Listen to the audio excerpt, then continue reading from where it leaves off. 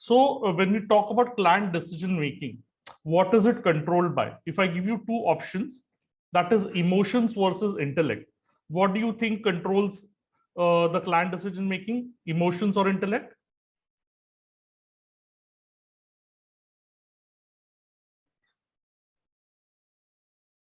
Emotions. Perfect. Perfect. Perfect. Thank you so much. Between reasoning and panic, we are aware that it is panic, right?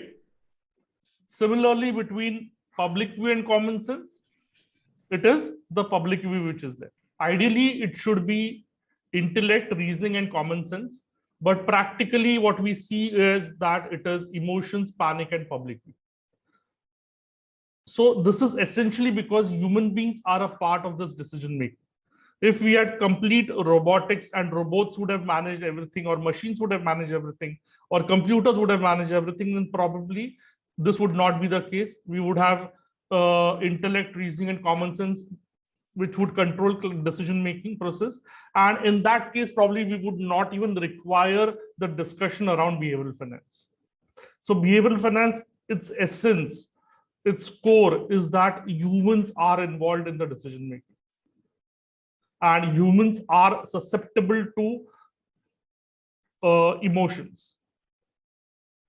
So if you have a human being who completely ignores emotions and purely goes by rational and logic, then probably for that particular person, again, the discussion about behavioral finance would not be present.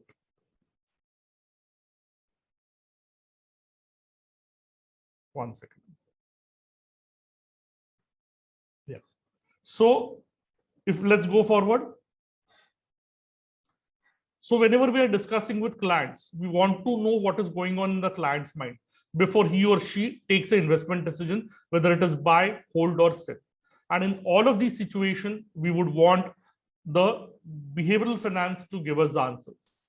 So the solution to our problem, the solution to the issue which we have, to find out what is going on in the client's mind, we need an in-depth understanding of behavioral finance.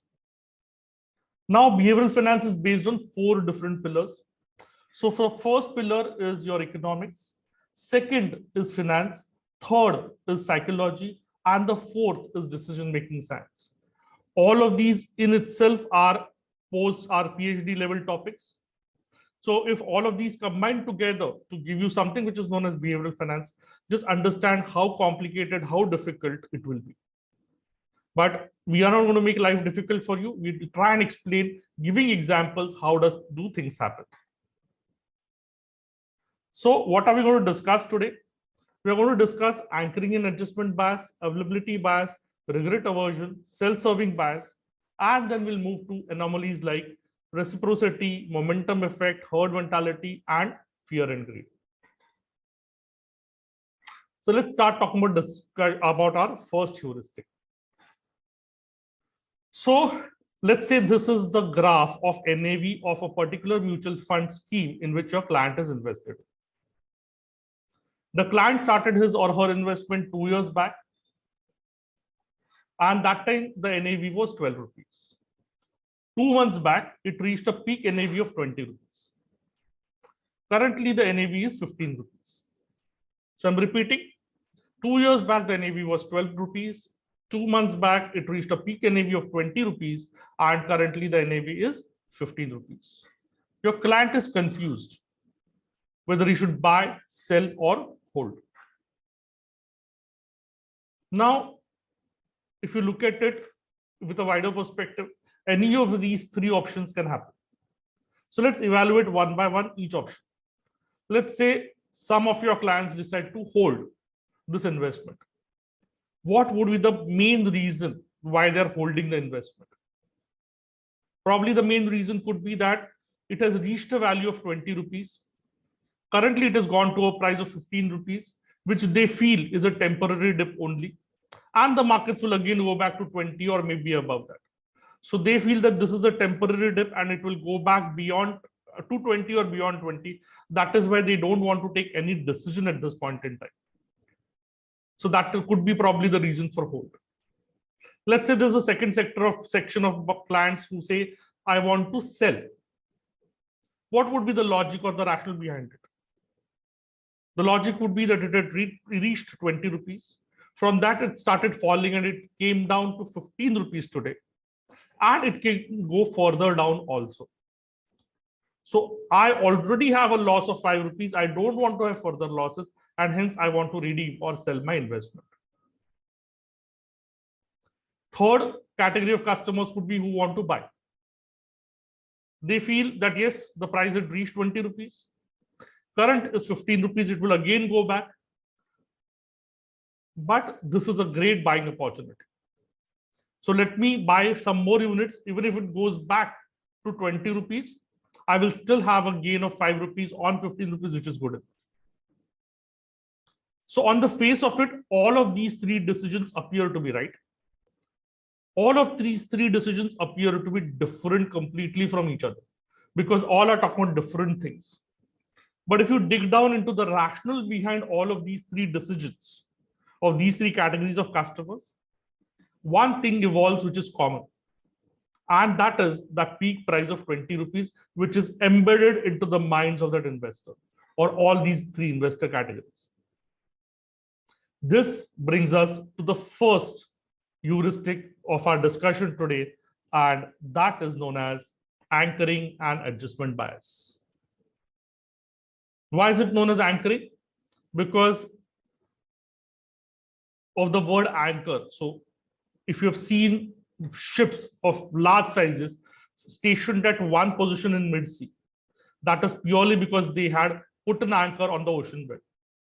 Similarly, you see your client in midst of multiple NAVs. He's fixed or she's fixed on a particular NAV. That is because of the anchor. Why is it known as adjustment bias? Because this anchor keeps moving. So today the anchor was 20 rupees. Tomorrow it will be 25 rupees. Day after tomorrow it will be 30 rupees also. 6 months earlier it was maybe 15 rupees. So it keeps adjusting, it keeps moving along the right. Every time maybe there's a new fresh anchor which is there. So that is why we call this anchoring and adjustment bias. Now let's just look at one different part of anchoring. That is known as anchoring to the purchase price. So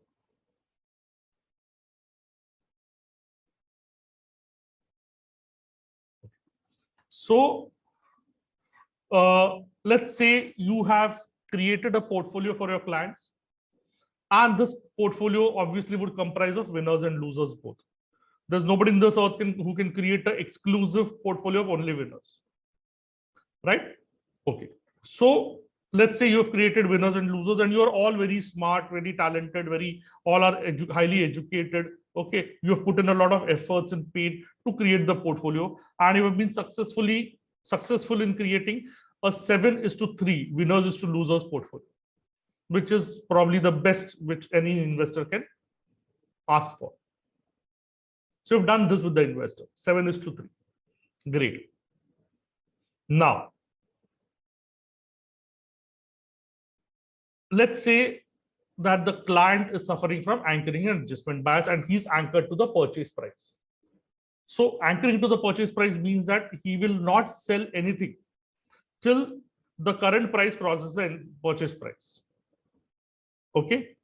So let's say this client requires some money after some time, and he feels that if I liquidate 2 mutual fund schemes, my whatever monetary requirement is there, that is taken care of. Now, which will he liquidate, winners or losers? What is your opinion? It is not about you, it is about your client. Remember that before you answer.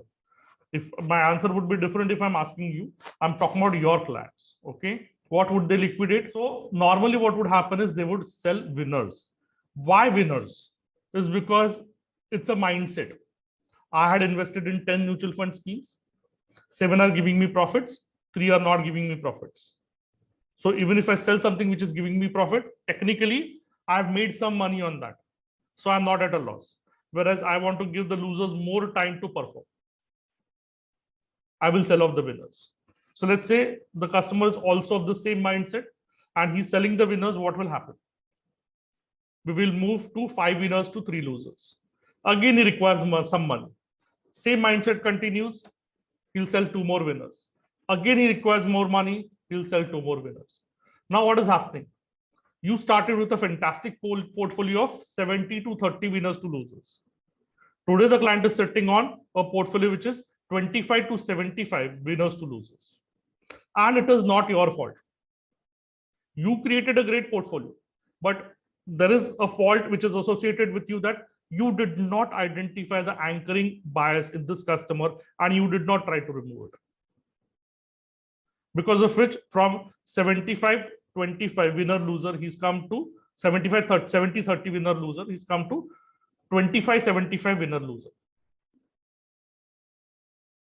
This can be detrimental for a portfolio of a client.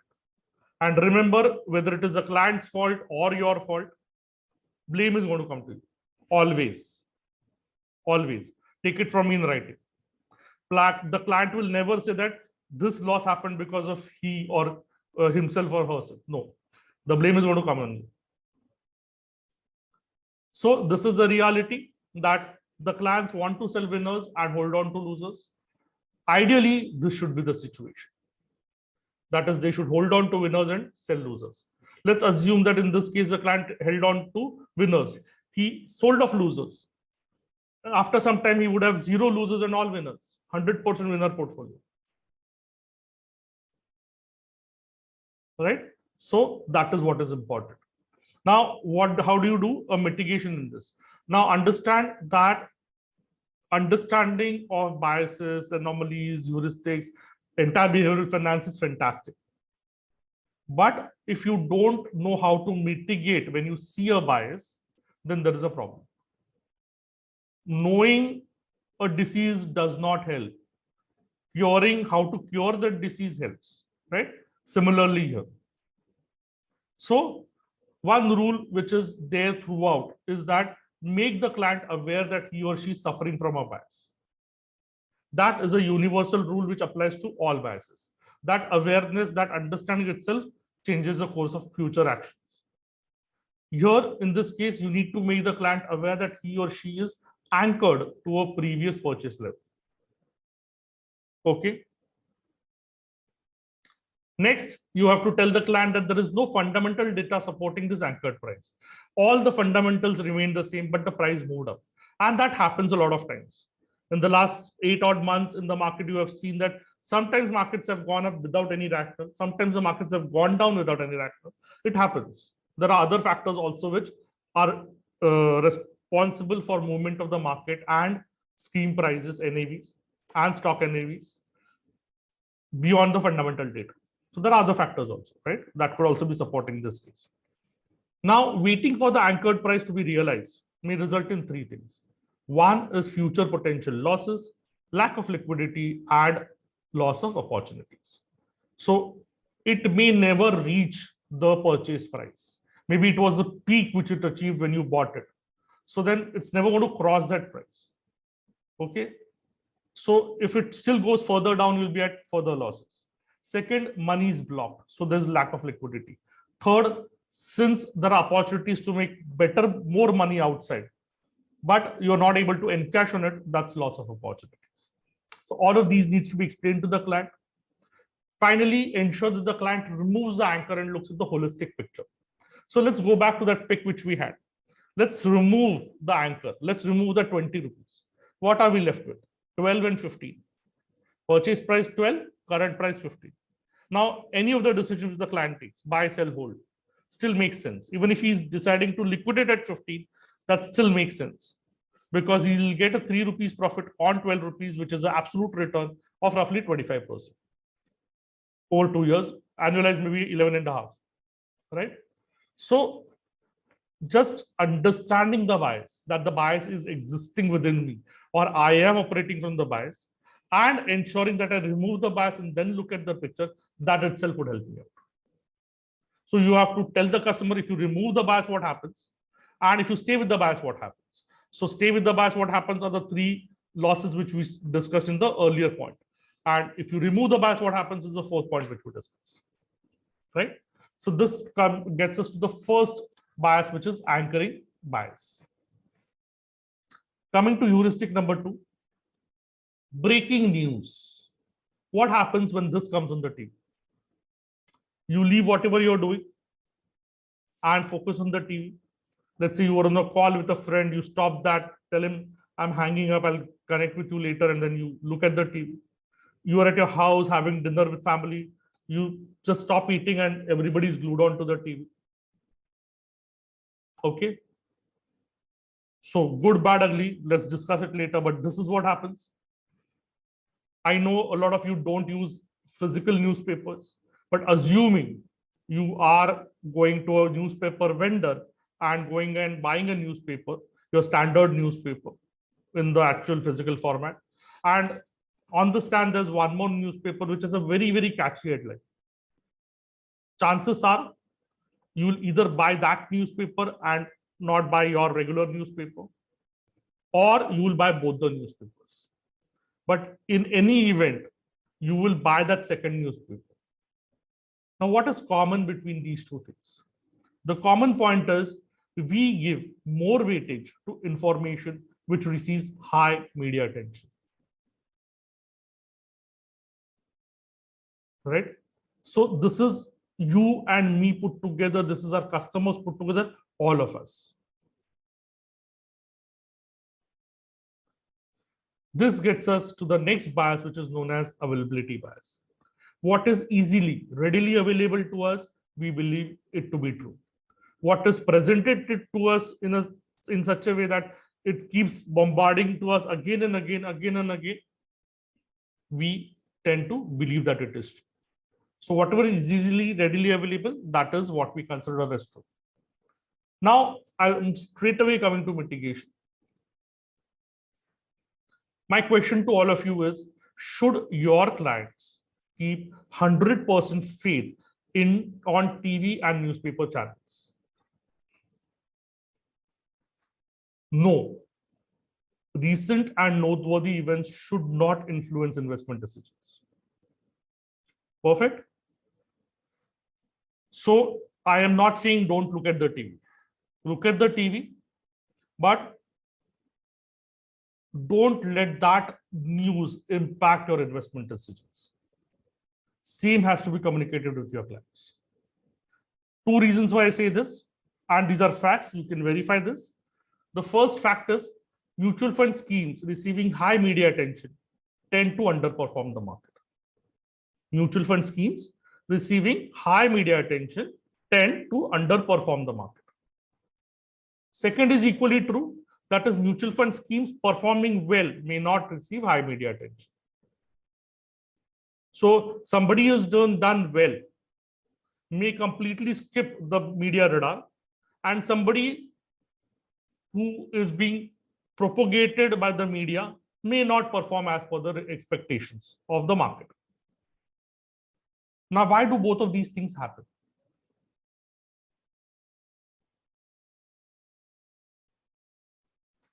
Because there's a conflict of interest between the news agencies and your clients. I'm being very blunt about it. If somebody has somebody in the news channels or the media, my apologies for that. But this is a fact. And here we are not talking about paid media.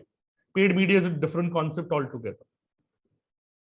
Let us understand this point very clearly. What am I trying to say? My point is very simple.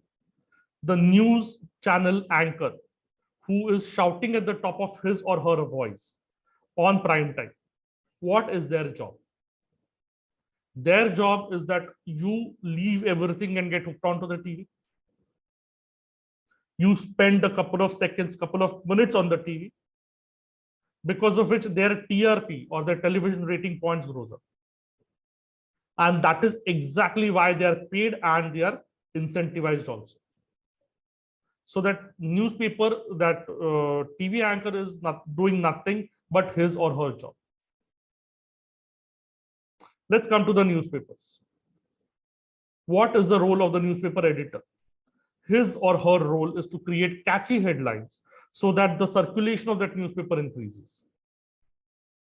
Are they doing that by adding catchy headlines? Yes, they're doing that. Right? So have they been successful? Yes, because you actually went and bought that second newspaper when your requirement of the first newspaper was good enough.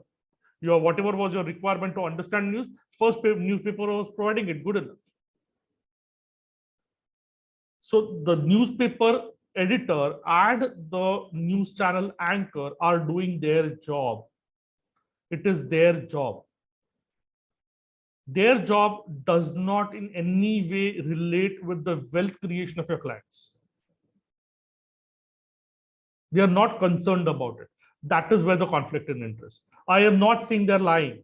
I'm not saying they're beating around the bush. I'm not saying they're fooling the people. No. Their job is to get people hooked onto the team. What is your job as a financial advisor? Your job is to come between your client and the news channel, your client and the newspaper. How do you come? How do you do that? Is by continuously sending relevant information to the clients. More the noise in the market, more the negativity in the market, more should be the frequency of your communication. Okay.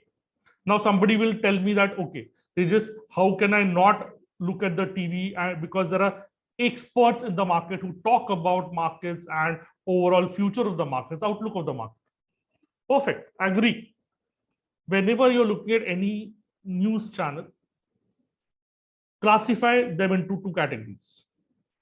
Category one is people who give their opinions, thoughts, ideas, views. That is category one. Category two is people who give you facts. If ABC happens, this will happen.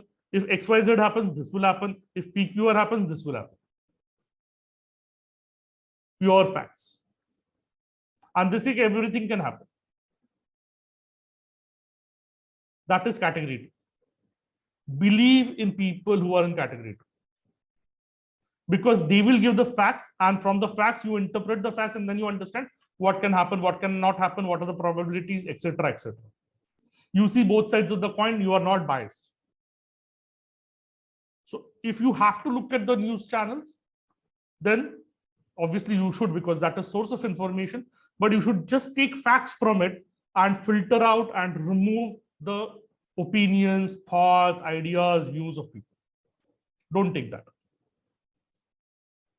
Finally, remember, nothing is as good or as bad as it appears to be. So if you look at the news channels, when COVID came in, they were saying that the entire market is doomed, the economy is over, world is over, right? There is nothing which is there. So they painted everything in black. When markets recovered, they painted everything in golden. That from here the markets will rocket and this and that. So understand, they will never give you moderate view. They will give you either a super optimistic view or a super pessimistic view. Nothing in between. It's very, very high or absolutely low. Nothing in between. But actually, it is not like that. Market is not black or white. It is in shades of gray. Even the outlook of the market. So even if they say everything is doomed, don't believe them. Even if they say everything is rosy, don't believe in them. Because the markets will neither be doomed nor be rosy. It will be in between the two. That is important, right? Coming to heuristic number 3. So let's say one of my clients is invested in 3 schemes: large caps, mid caps, and small caps. His first investment is in large caps. So we'll look at that investment. Unfortunately, he has losses there. But with the losses, there is no regret. So there's a 15-20% loss in large caps, but there is no regret. Now, when I ask him why there is no regret, he says these companies are well known, they are reliable, they are less volatile, and they are safe. Essentially, what he's trying to tell me in the subtle terms is that, boss, everybody in this market invests in large caps, and the so-called great investors also did that, and they also had losses, So then I am nowhere as compared to them. So if I have losses, it's okay. And markets is all about gains at some times, losses at some times. So because he's associating himself with a lot of prudent investors, he is not feeling the regret which is there. Now, the same customer had one more set of investments, and that was in small caps. Now, will there be regret or no regret in small caps?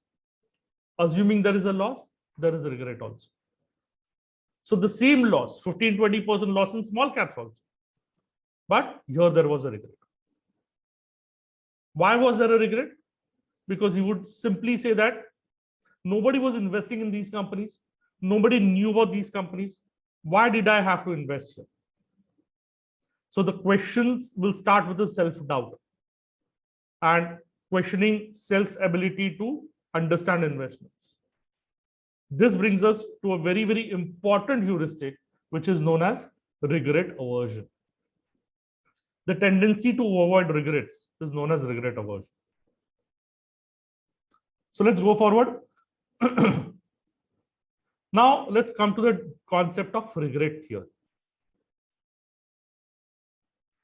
So as according to the regret theory, client decision making is controlled by two things. One is expected payoffs, and the second is expected regrets. Okay, so let's assume that somebody is looking at payoffs. So obviously the payoffs would decide. Higher payoffs, the client would go for that investment, right? Payoff is basically returns. But assume that the regret payoff is the same. Then what would the decision making be controlled by? By default, it would be the expected regrets. So higher the regret, less the chance of investment, and vice versa. Let's assume that there is huge amount of regret which is possible. Then what will be the thought process on the payoff? The client will not even consider the payoff. So let's say I give you an investment which has a probability of 30% losses, and losses exceeding 20-25%. And then I say there's a probability of 30% gains with a gain of maybe 30 to 40%, 30 to 50%. The second part of the story you did not hear also, because you looked at what is the loss probability. It's huge. And I don't want to even understand the payoffs which is there. For this loss, I'm not looking at payoffs at all. I will just focus on regrets and take my decision basis expected regrets. So when the payoffs are the same, the regrets is what controls the decision making. When the regrets are very high, payoffs are completely ignored. That is the concept of regret theory. Okay, so what do you tell the client here? I think I've missed a slide here. So what do you tell the client here? That regret is only in the mind. Don't look at regrets also.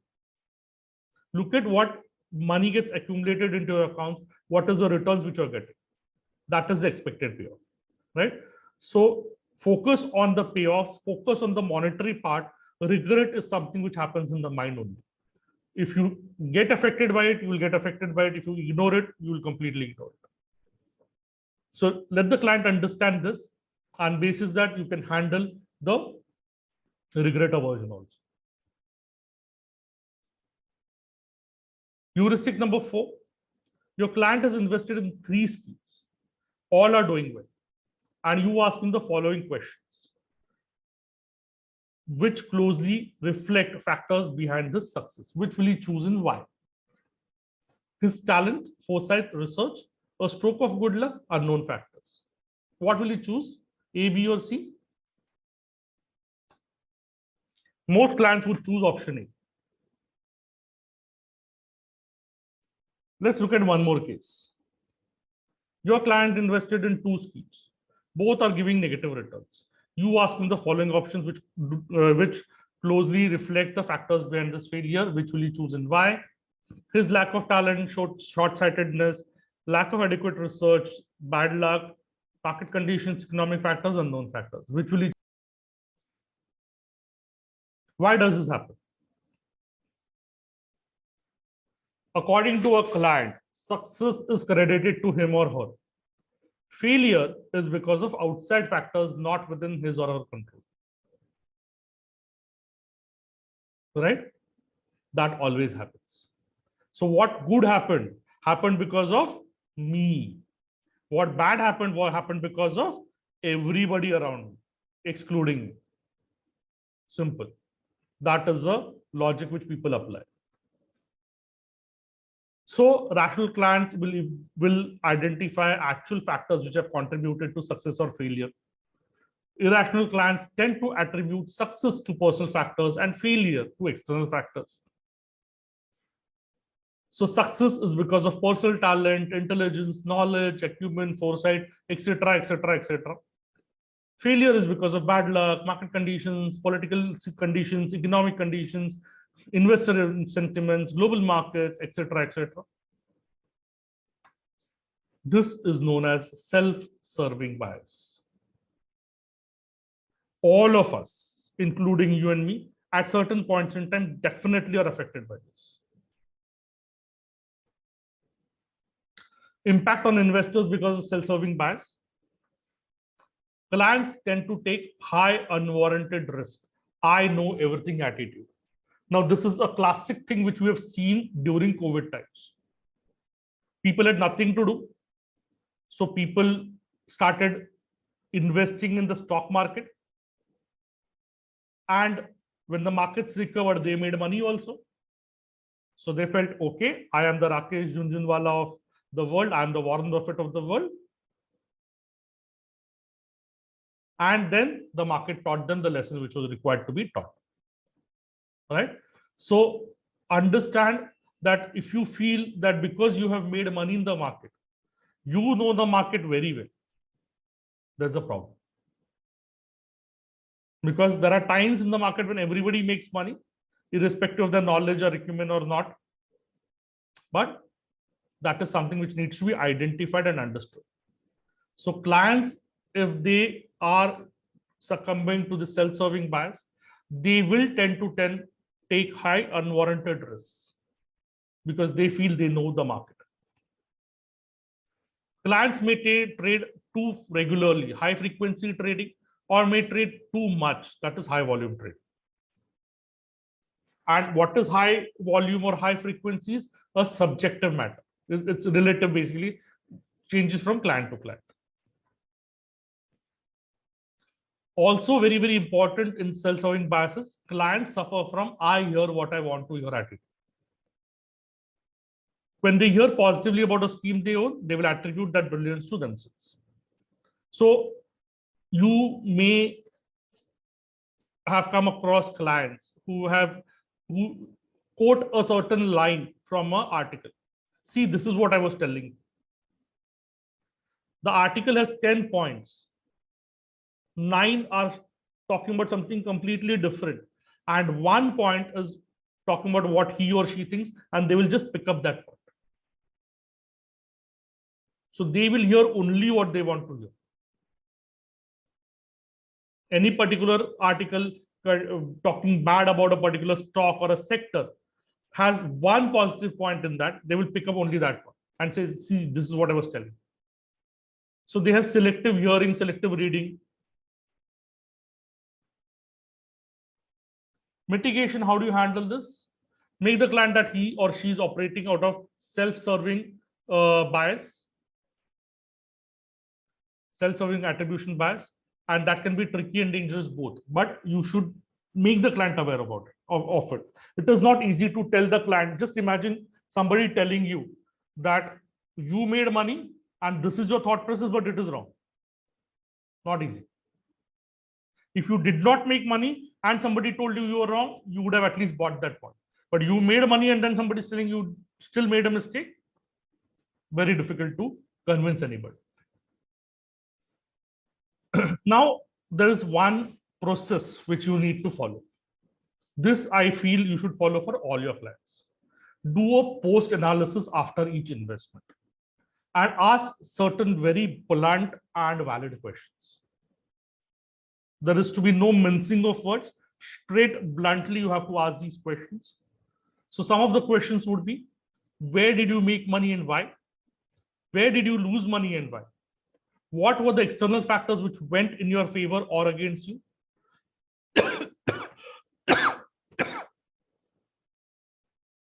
Was there a stroke of luck? What qualities you exhibited went in your favor and which did not, your qualities as an investor? Which of your decisions contributed to your success and failure? I will do these X things in the future and I will avoid these Y things in the future. If the client is doing this exercise after each set of investment, I'm not saying every investment. So let's say he's planning to put 10 lakhs or 20 lakhs or 1 crore today, and you have asked him to do it in tranches in the next 4 weeks or 8 weeks. Once that entire thing is over, you can do this exercise. So I'm not saying for every investment you talk about it, but after certain investments have been done, definitely do this exercise and also document it. Don't just have a verbal discussion with the client, make him document it. This will help him also and help you also managing better in the future. So this is about the self-serving bias. So make the client aware that this is there, and also tell the clients that yes, there are times when people make money, but making money is one part of the discussion. Learning from investments is another part of discussion. If you keep learning from your investment experience and you keep documenting it, it will make you a better investor, a more prudent investor in the future. Right? So ensure that at least some of our clients get into this habit of post-analysis. It will help them in the long way. Coming to anomalies in group behaviors. So first, okay, let's look at the first one. In response to friendly actions, people can be much friendly and nicer. In response to hostile actions, they can be more nasty and even brutal. People categorize an action as kind by viewing both the consequences and the intention of the person. So maybe the consequence turned out to be negative, but your intention was positive. They will still give you that benefit of doubt. And if both are positive, definitely it is good. Even if the consequences are the same, the underlying intentions create different responses. Okay. People believe in trading favors with other people. All of us have been taught this from the childhood to return favors. It is our culture. Go back to your school days when a neighboring auntie used to give something, send some prepared food to your house. Did your mom return the empty plate or that empty dabba? Never. She will keep the dabba for a day or two and fill it with something and then return. Similarly, when food was going from your house to a neighbor's house, the neighbor would do the same. So this is what we feel is not abnormal, it is normal. We have seen this from our childhood. This is basically returning favors. Somebody has done a good thing to you by giving you some good food which they made. It is your job to return that favor. Now, investors grow in age, but these virtues which are embedded from childhood never go away. So if I do something good to an investor or a client, he will reciprocate that to me. This is known as reciprocity. Now, if you understand this human nature, I'm not asking you to play around with it, but you can use it by doing good things to people beyond business. So if you feel that somebody needs some help and that is not business related, you can help out. There is something as simple as we saw very recently where a parent wanted to open an account for his minor child. And that mutual fund guy helped him out. Banking is not our domain, not required for us. But he helped him out. And the person responded back by obviously saying thank you. And then he bought a few mutual funds with this person. So if you do a kind action to a client beyond business, the client will reciprocate on that in a positive manner. And one of the options which he has is to give you slightly more business. So reciprocity in our favor, we can definitely use. Second is this concept. For all those who have done finance at some point of time will know what is EMH. EMH is nothing but efficient market hypothesis. It says that price change should happen only because of changes in demand and supply or the presence of new information. But in reality, we have seen that rising prices continue to rise, falling prices continue to fall. The increase or decrease in price in itself should not warrant further increase or decrease. This anomaly is known as momentum effect. So momentum is basically a concept from physics where something is in motion, it continues to remain in motion, right? That is the momentum part. So here also the same. Investors react to new information and fail to incorporate it in their transaction prices.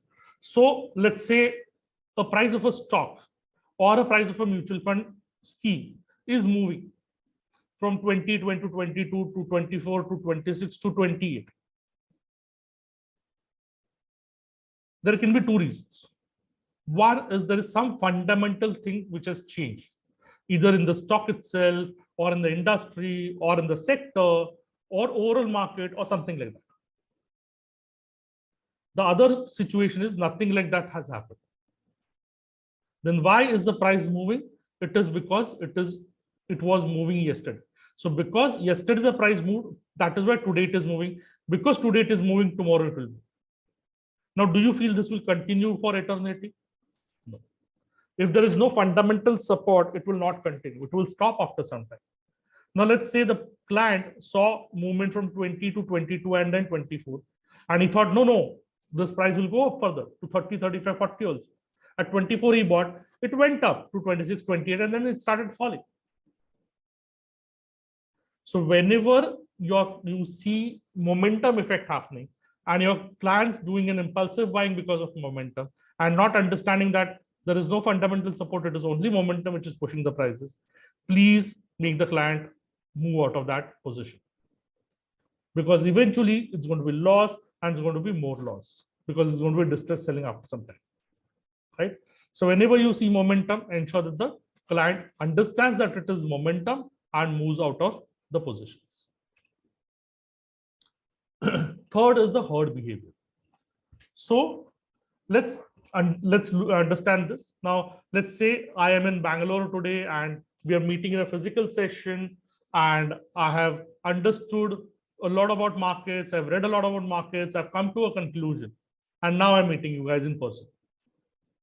So I've read a lot, I've studied a lot, I've applied my skills and I've arrived at an investment decision.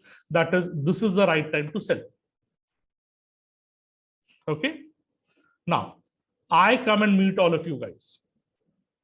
One person says, okay, this is a great opportunity to buy.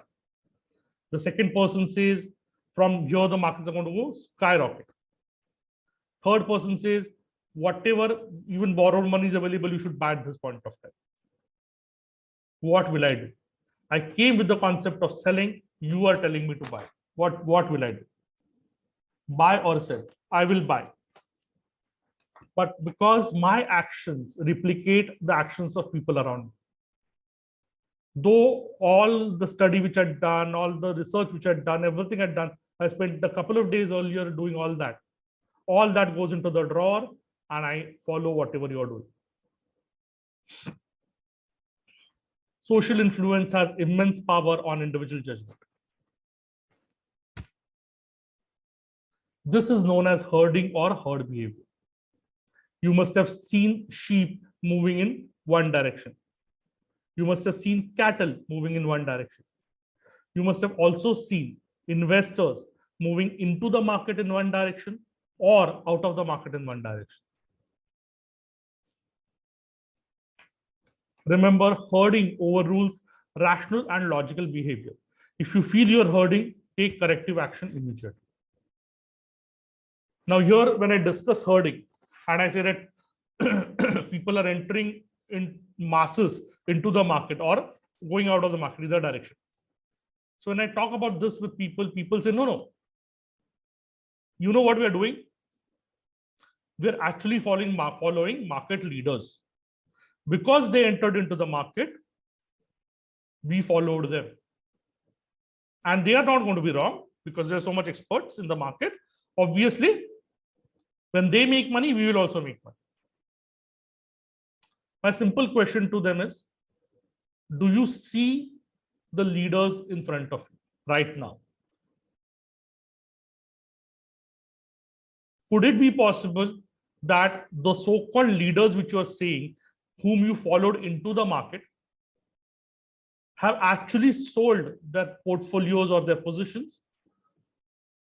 And that is exactly what you have bought right now. So they sold XYZ company's shares or mutual fund schemes, and that is what you bought. Now just imagine if this is true, what will happen to your investments? They will crash from you. So it is always said that herding never makes money. Okay? Because people who probably had good heavy portfolios in the market, heavy positions in the market, want to liquidate it, and that is why they're creating this noise around everything. And that is why they're creating the euphoria that you should buy.